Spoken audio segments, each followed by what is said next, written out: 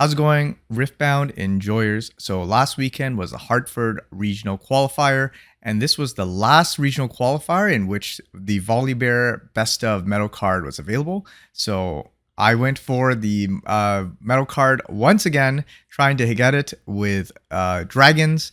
And unfortunately, we were very, very close again, just like last time in Vegas. And we placed second out of all the Volibears.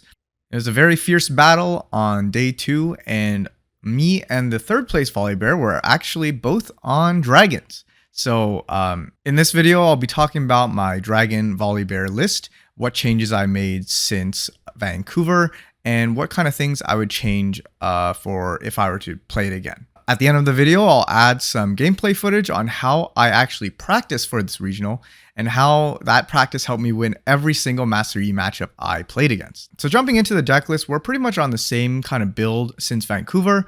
We are on the 6-6 rune split, same battlefields, Aspirant, Sigil, Forgotten Monument.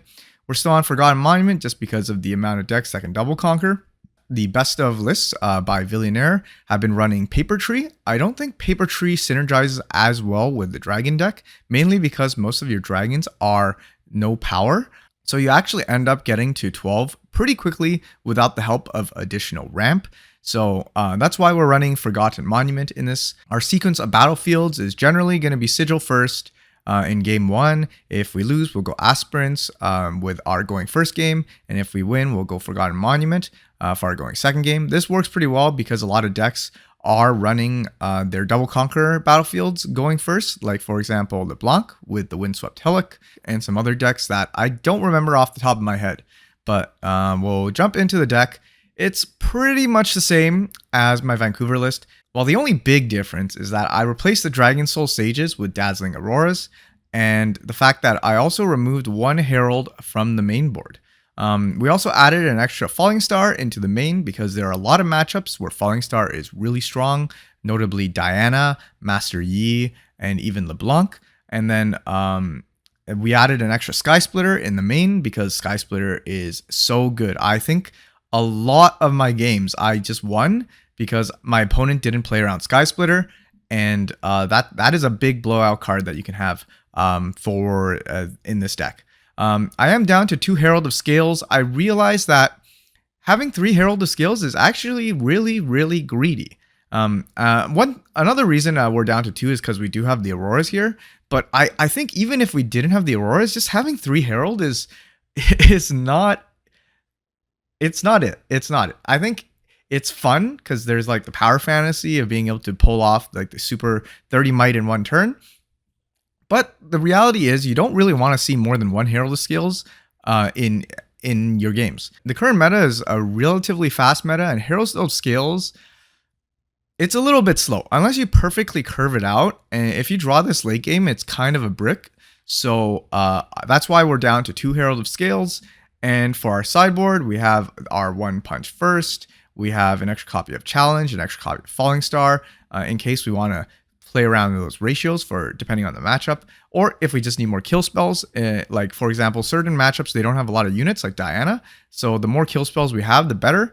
To turn that in our favor, I ended up moving all 3 Show of Strength into the sideboard, and this was correct because I actually don't think you need Show of Strength in this meta. A lot of decks are becoming really, really fast. And Show of Strength, usually if I find out that I'm able to play Show of Strength and draw a few cards, like maybe 3 or 4, I've already won the game in a lot of those cases. So I think like instead of seeing a Show of Strength, you'd actually rather just see a big dragon a lot of the time. And getting a handful of Show of Strengths and kill spells basically will mean you lose the game. So I actually think Show of Strength has no place in the deck right now, unless you want to go for like a super high roll, draw your whole deck kind of experience. So I actually think these should be taken out. And then we have our 3rd copy of Sky Splitter in the side. Realistically, I would put it in main if I could figure out how to slot it in. So unfortunately, we just are on to Sky Splitter in main. And then we have our 3rd copy of Herald of Scales in the side, which is, I think this was also a grief. I was basically just down 4 sideboard slots because the Show of Strengths were rather useless, and the 3rd Herald of Scales, I ended up not really putting it in to... I ended up not really siding it in most of the tournament. So this kind of just sat in the sideboard rotting. And yeah, that's pretty much it for the deck list. Very similar to the previous ones. I also brewed up a deck list without the auroras. So this is a deck that I would have played knowing the meta. I think it's pretty much the same. It's instead of the auroras, we bring back the Dragonsoul Sages. Helps with our Victor matchup. Helps with a lot of the more aggro matchups. It's also just a good way to play without any gears. So when opponents do side in their gear hate, you're basically just giving them dead cards in hand. And most of the ratios are the same. We have the 2 Herald, and then the sideboard is where I would change up the most. You'll notice I added 1 Thermo Beam and 3 Unyielding Spirit. The reason for this is if you saw my Hartford vlog, I queued into a lot of seemingly unwinnable matchups. These ones include Purple Aurora and LeBlanc. So the triple Unyielding Spirit saves your units from Elder Dragon. Your opponent's Elder Dragon saves your units from Flurry Blades, saves your dragon from Bullet Time.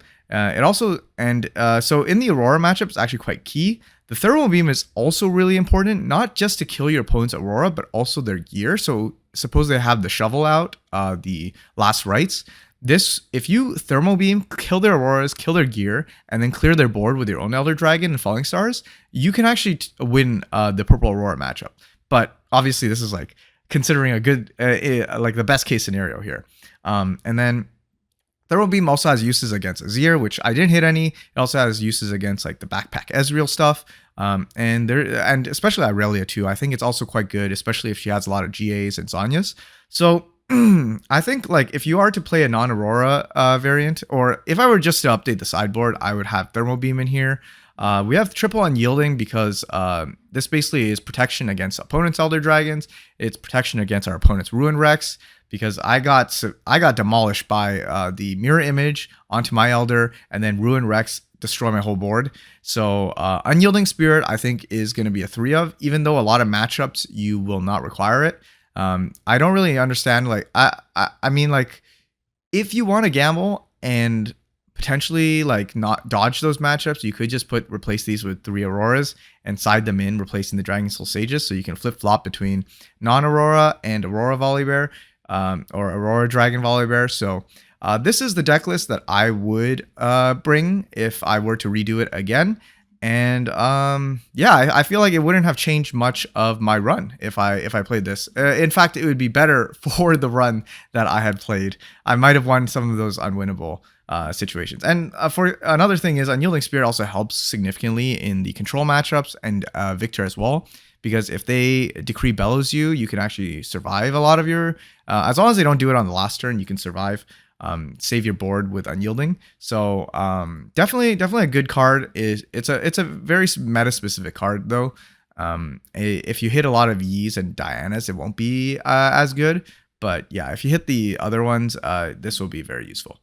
All right, so yeah, that's pretty much it for the deck. I won't go over a lot of these individual cards that are common in all the other dragon builds I've shown, mainly because you can just go on any of my older videos and have me talk about these cards over and over. But yeah, I just wanted to note some of the small changes I did but from my old deck and the new deck. So yeah, now given this this deck, I want to just show you how I exactly practiced for the Hartford Regional. So one of the matchups I practiced the most was Yi, since Yi was the most represented in the Utrecht regional. So all we do is we go on TCG Arena here. Make sure you import the deck. I'm going to use the non-Aurora volley list just to show off how this matchup will go without hitting Aurora.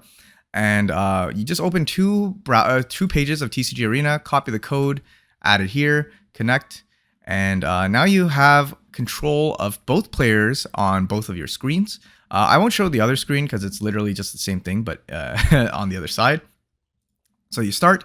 We're going to pick our Volley Dragon, no Aurora. The other player, I have the Master Yi deck loaded up. This is the one that houses our big maid, and a lot of people were on. So we'll just do a quick game one to show how this matchup works and how you can practice against yourself.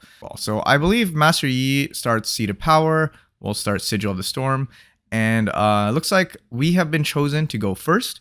In fact, I'm actually going to show off what happens if we go second against Master Yi, just to show you how favored this matchup is. So let's select the opposing player to go first. So now we'll do our mulligans. I am mulliganing on both screens, so please forgive me. I am not the best Master Yi player, but I believe this deck is generally pretty simple. So that's one of the best parts about practicing against straightforward decks, is that you can sort of play both decks until you hit the final state of the game. So given this mulligan, the main key cards we're looking for against Master Yi is Elder Dragon. We're going second, and we do have a Mobilize. Even though Mobilize isn't as good going second, I think just having the Mobilize is quite good in general, just so we don't waste the 3 runes in the beginning. I would keep Kadregrin because against Master Yi, you actually have a good amount of time to develop. We are looking for Elder and 5-drop though, so Falling Star and Gemdragon have to go, so we'll mulligan those away. And then, yeah. So we'll get started. Yeah, so I'm going to play on the Yi side as well. So Yi is going to start off with a Scuttle, draw a card. So they in this game is a pretty standard game. They didn't miss 2-drop. We're just going to mobilize, ramp a rune, and pass. And now on the Yi side, optimally, they should be playing out Master Yi on 2 here. I think some of them don't, mainly because we're just going to go in the Scuttle, get a point. Some of them don't because they're afraid of me playing Rengar, but that usually only happens after the first game. So I believe like a normal Master Yi opponent who does not know about my deck will play out their Yi here and pass. So on my turn, we're going to 6. They'll notice I'm not going to 9, so they're not going to do any like Sabotage shenanigans. Unfortunately, we missed 5-drop, which is really, really bad. So we just wasted a whole turn. We'll pass it back to the Yi. They'll hold 2-2. And then I believe in this case, would they go into Sigil? I think they would. I believe most of the Yis I played against would go into Sigil here. They go into Sigil, go to 3, recycle a rune, and then I think they would play like a Lonely Poro here, pull back the Scuttle just so they have more might. And then they know I'm going to 8, so they're not going to Sabotage here. They might...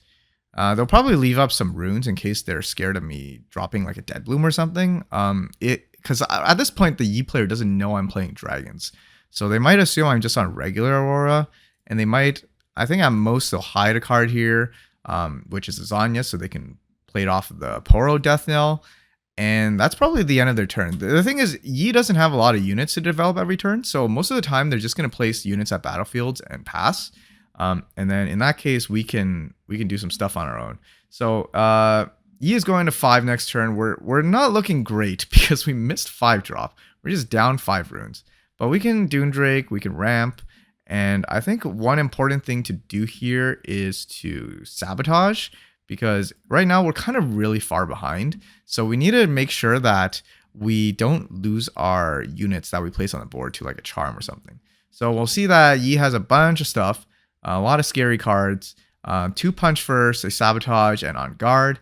These are all pretty bad. Like ideally we get rid of a Punch First, but then they can Sabo our Punch First and also get rid of our challenge. So in this case, I actually think getting rid of their Sabotage is correct. So let's get rid of that just because we don't want them to have hand knowledge, even though our hand is not that good. So we'll pass it back. Yi goes to 5.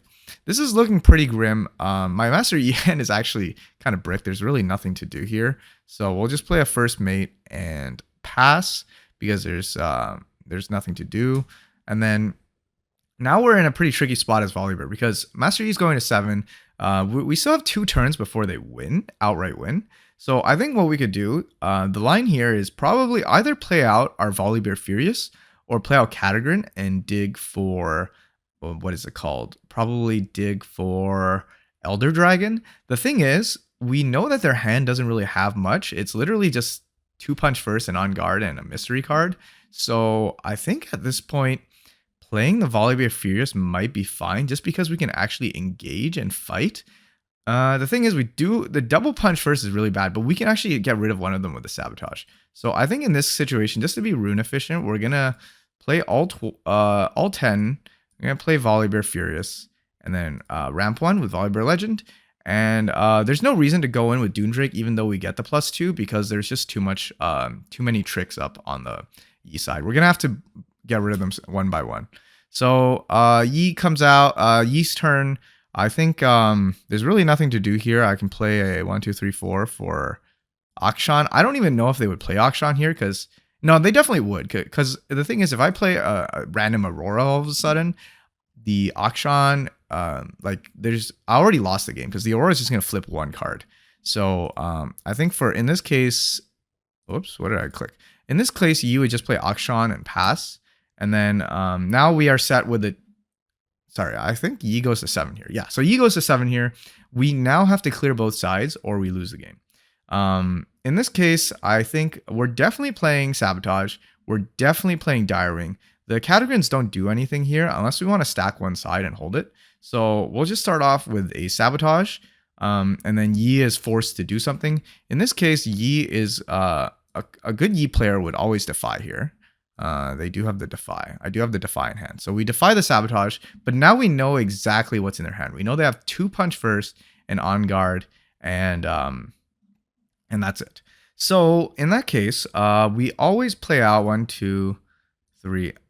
To be honest, actually, if the Yi player knew how to play this matchup, funny because I'm the one controlling the Yi player right now, they would actually play Akshan at Sigil and move their Master Yi back so my Dune Drake doesn't get +2.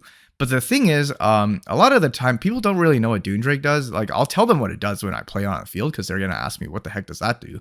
But they don't realize that Dune Drake is the Master Yi counter. So we'll just assume the Master Yi player did not read my Dune Drake, or because usually they won't, or they won't play around it. Even if they do, it's not that big of a deal. But we always play out 1, 2, 3, 4, 5, 6, 7.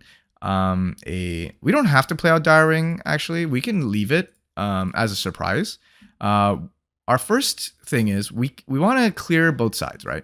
We want to clear the Master Yi Tempered, and we want to clear the Lonely Portal. The issue is Master Yi Tempered is defending for 6. It can go up to 8 with On Guard, and then 18 with Double Punch first. So we got to play around 18 Might on the left side. The best way to do that is probably go in with our Volibear Furious on the left side. But we also need to clear out the right side, right? So let's say we go in with Dune Drake on the right side. Their Poro is defending at 4. Our Dune Drake is coming in at, what is it coming in at? It's coming in at 7. So we can come in here. We're going to be 3 up, which forces them to at least punch first once. We can respond with our own punch first. But then if they punch first again, we're kind of in a bad spot. Unless we want to... so I think what we could potentially do here is we can... I'm thinking. This is actually quite tricky because there's a lot of lines. We can like try to go in with a Dune Drake on the Poro side, force him to do some stuff, and then try to challenge the Yi so we don't kind of lose our Dune Drake for free. So I'm thinking like we send...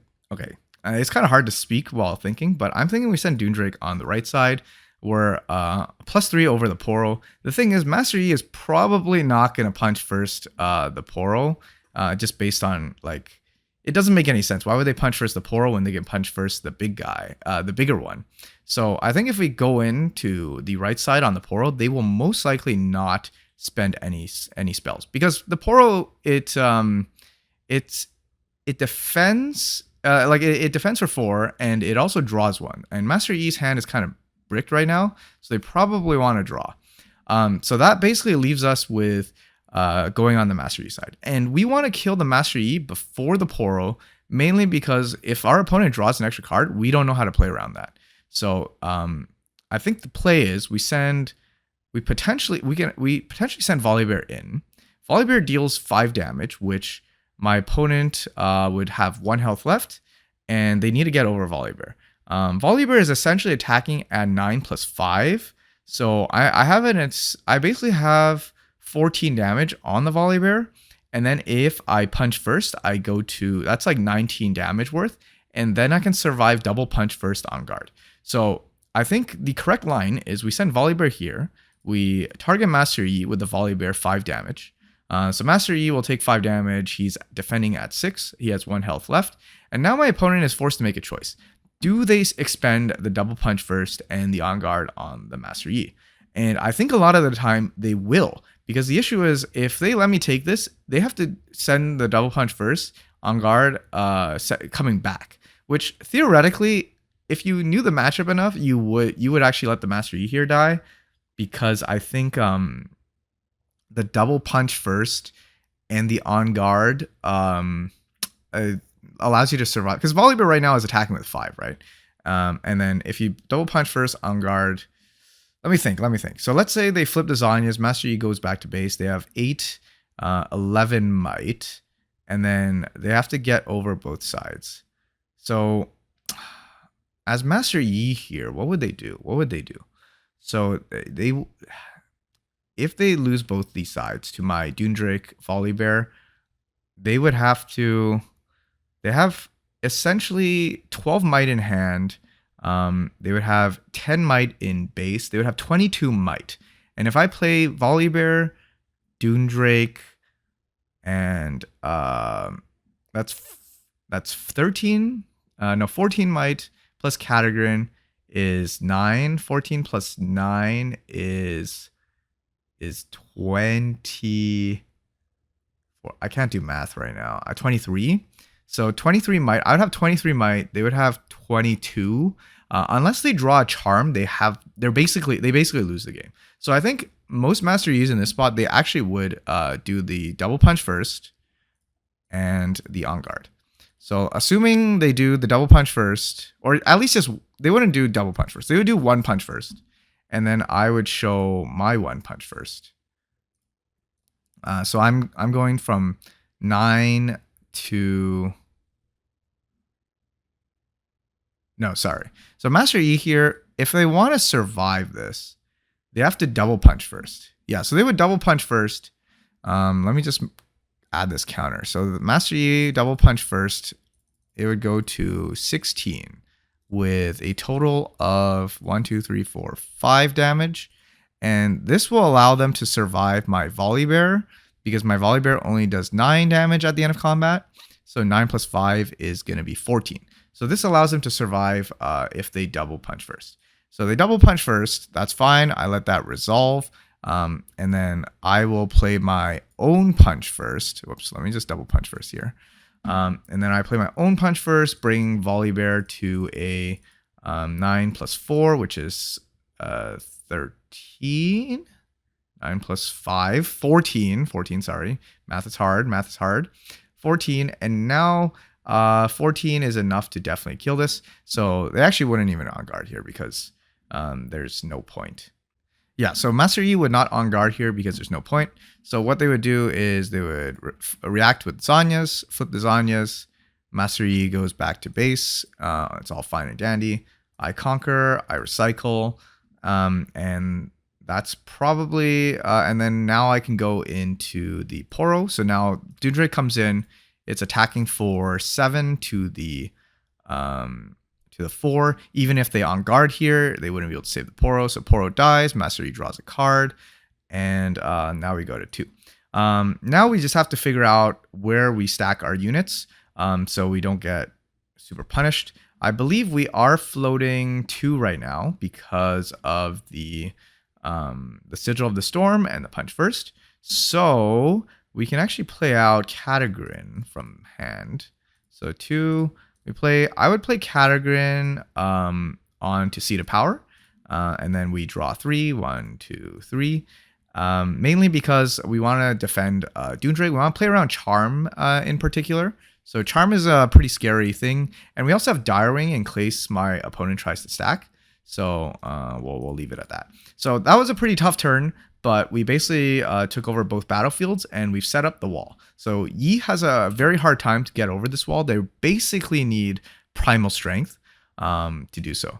And to be honest, I just realized, I think, no, Yi had no opportunity to sack their scuttle to see what's in my hand. So I think what they would do here is they would send the scuttle in, reveal my hand. They'll know what I have. They'll see Elder. Yeah, pretty despair for them. And then what they'll do is probably, what would Master Yi do? I feel like they already lost. I missed 5-drop and they already lost. Maybe there was a better line you could have taken there. Please let me know in the comments below. But I was just playing it out as I believe most Yi opponents would. So Master Yi here has 11 might. 11 might is enough to go over Volibear Furious. So my guess is that they would probably try to go over Volibear Furious here. So they send all three. They probably... No, that's the wrong side. They send all three to Volibear Furious to try to conquer. That is fine. Volibear kills Akshan and the Yi because they are the larger ones. And then Master Yi draws a card after recycling. So now they're basically... what can they do? They play... They probably just stack. Pit Rookie, buff up the first mate, and Poro here. So, yeah, they'll stack one side. And this is where... whatchamacallit? The Stormbringer would be pretty useful, but I feel like it's hard to get in this spot. Unfortunately, I think we might have actually lost here. Let me double check this. Yeah, because we basically need Direwing plus a challenge to kill this, but we don't. So let's take a look. 3, 7. No, I think it's over because this is 4, 5, 6, 7, 8. They have one might over us. Okay. That was unfortunate, but usually this situation would not happen because we wouldn't miss 5-drop. And if we didn't miss 5-drop, we would have an extra 5 might on board somewhere, and we'd be able to break this with a Direwing push. So this is... Let's try that again. Let's try that again. That was a that was a bit of a fluke. Let's continue playing at a disadvantage and see how that plays out. So we'll get rid of, let's see, 2, I guess? No. We'll get rid of our 2-drops. Mulligan, Volibear. What do we have here? We have Sabo, Direwing, Gemdragon. I think in this case, we always keep Kadregrin. I think Kadregrin's really worth keeping. We can get rid of Gemdragon and Sabo because if we get we're going from 5, 7, 9. So, if we do ramp, it's nice, but sometimes we draw Rengar and we don't ramp. So yeah, 5, 7, 9. So we'll play Scuttle for Master Yi, pass. No 2-drop this time, very unfortunate. Pass again. Scuttle in, go to 1. Master Yi plays out the dude. We go back to Volley. Here we have a choice. We can play Rengar in or we can play Scorcher. I'm pretty sure, because if we play Scorcher, we can play Scorcher into Gentle into Kadregrin. I like the line where we just send Rengar in, but I want to show you what happens if you don't hit like Rengar. If we just like curve, if we just play curved dragons. So we play Scorcher, we ramp, pass it back to E, they go to 2, they go here, they go to 3. The thing is, Master Yi's gameplay is pretty simple, so it's really easy to practice against yourself. And they probably play some units in base. Pookie here, 2 more for Poro here, pull back. And then we're at 3 for Master Yi, and they probably leave a little bit up on their side for interaction. So here, it might be tempting, but we never go in as Volibear in this spot because they have 2 up. That could really be anything. Punch first kills our Scorcher for free. We actually have a really good curve here. We can do 8 into Gem, tap Volley, refresh 2 runes with Gemdragon, and then play Sage. So this sets us up for basically what I like to call the Elder Dig. So Master Yi will go to 5 here. They're probably going to Sabotage here because they don't want us hitting an Aurora. So they Sabotage. They'll see our hand is full of dragons and dudes. So that is wasted. That actually happened to me in the tournament quite a few times. So this is a likely scenario. So they'll Sabotage, see nothing. Probably play like another Scuttle to dig. And then maybe another Pookie. I don't even know if they would play another Pookie. I think they wouldn't. I think they'd keep up. There's enough in my Yi's hands to keep runes up, so I'm going to keep it up. And then now we are at 11. We are essentially at 12 runes because of Dragonsoul Sage. So I think the play here is we can... the unfortunate part is we can't really do that much. We have to dig. 1, 2, 3, 4, 5, 6, 7, 8, 9. We play Kadregrin. We trigger Volley. We trigger Gemdragon. And we draw 3. 1, 2, 3. Where's our Elder when we need it? I feel like Elder is nowhere to be found. We can play Sage to... Thing is, they're going to 7. I think that's fine. We can just play Sage to play a Rengar. And then next turn, we actually have all this plus 2 more Rengars that we can suddenly send out. So that's fine. So Master Yi goes to 7. This is going to be a pretty typical game. A lot of the times, your opponent will go to 7, and you just build up in base. Master Yi goes to 7. I don't think they're going to do anything here. I think at most they play 1, 2, 3, 4. Play Akshan. I think they're forced to hold because I can't imagine a situation where Master Yi like tries to not hold here, because this Master Yi it's 5 and it can go up to 7, and then if they have any sort of pumps, they can easily go over any of these dragons. So I think most situations Master Yi will hold like this, keep up some runes. So now we have to play around a lot of stuff. We have to play around punch first. We have to play around disciplines on guards. But the good thing is we have pretty much everything at our disposal. We have Rengars, we have Direwing, and we're at 12 runes. Direwing effectively costs 5 right now, so he's basically better than a Rengar, I would say. So I think what we could do is we can always 1, 2, 3, 4, 5, play out Direwing, ready 2 runes. Direwing comes in ready. We could use Mobilize to draw here, or we can play another Direwing. I think we play another Direwing. 1, 2, 3, 4, 5, 6, 7. Play another Direwing. Comes in ready, refresh 2. And I think we can Mobilize, draw to see if we can hit like a Sky Splitter or something. Oh, would you look at that? We hit a Sky Splitter. Well, anyway, now we have a lot of stuff at our disposal. I think even if we didn't hit a Sky Splitter, we could have hit a, what's it called? A Punch First, and we can use that with Sage or a Sabotage. Either is pretty good. So now we have to play around a lot of stuff. Lonely Poro is kind of annoying because it is defending for 4, and basically we have to respect at least 2 punch firsts, and like maybe a discipline or on guard. So let's suppose we play around 2 punch firsts and a Grim Resolve. So that's gonna be a 13 might swing. So this Poro is 4, but it can go up to 17, which is pretty scary. The thing is, the chance that my opponent will use their all their pumps on the Poro is very, very low. They'll probably use it on the Yi. So if anything, we only need to send 12 into the Poro because we have Sky Splitter in case they do buff it up. So if we want to send only 12 runes into the Poro, or 12 might, we could just send Gemdragon plus Scorcher, or Rengar Direwing, or honestly, there's anything. So let's just do this. We'll just send Rengar Direwing into the Poro. Actually, we don't want to do that. I think we want to send it into Yi. This is kind of like the same situation as game 1. So Master Yi is 5. He's at 7. 7 plus, what is it?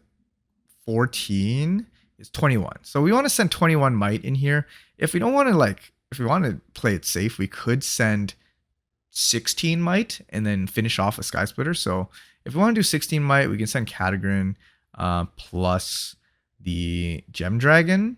So Kadregrin Gemdragon is a total of 17. And the reason we send these 2 ones is because Master Yi currently is at 7 defending. So my opponent needs to pump at least 1 to kill these guys.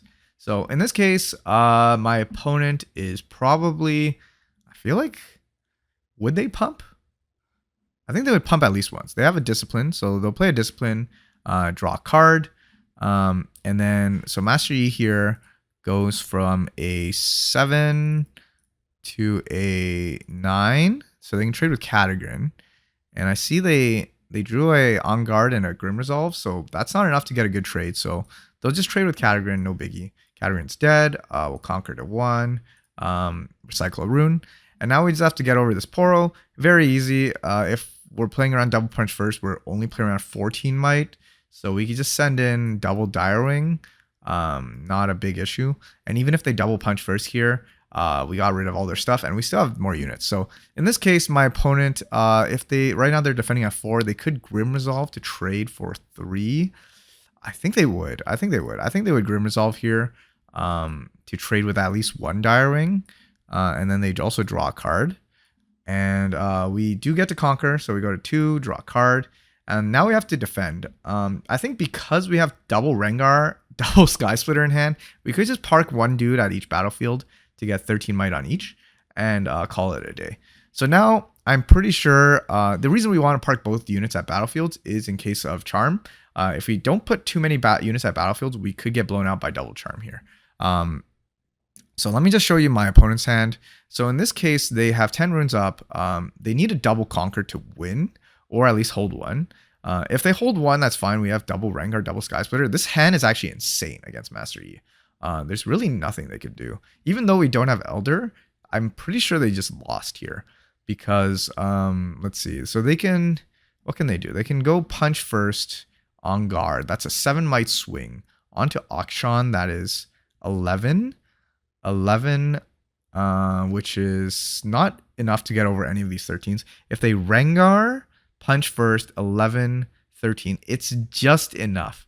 The other thing is, yeah, like if they Rengar punch first on guard, it's just enough to get over one side. Actually, it doesn't even get over the one side because it just trades. So I think what my opponent would do here is they would actually charm. So let's say they charm. They have a charm. They charm my... They're probably charming like my Gentle Gemdragon to the Seed of Power, just because it's big. And then they'll probably just run over my Scorcher. I think that's probably what they would do. So they would probably just play 1, 2, 3, 4, 5, and then Rengar onto the Scorcher. And now I'm faced with the decision: should I trade with a Sky Splitter or double Sky Splitter the Rengar? I don't know their hand. This is assuming I don't know their hand.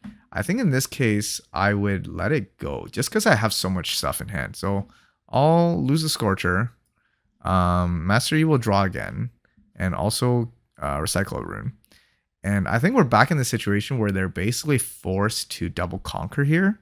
So, or not double conquer, but stack. So they'll probably stack some dudes, put all these guys here, and then probably play another, what is it?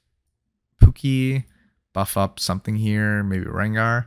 And then they'll probably try holding for the win again. And now this is fine because Rengar is a 7, Rakshan is 11, 12, 13, 14, 15, 16, 17. So we need 17 might to get through this. And they also have punch first on guard. So punch first is a 17 plus 5 is 22, potentially 23 with on guard. And I think we have enough. I think we have just enough because we have Dragonsoul, double Rengar, that's 13, plus double Sky Splitter, which is 23, plus Challenge, which is another like 8. So yeah, this is fine. They do have the Defy though, so let's play it out. Let's do 1, 2, 3, 4, 5, 6. We'll send in the Dragonsoul. We'll do 5 for Rengar. 1, 2, 3, 4, 5 for Rengar. And then now we are at 13. And what are they at? 1, 2, 3, 4. Man, this math is crazy. So if my opponent was smart, they would punch first something that's not the Rengar. What would my opponent do?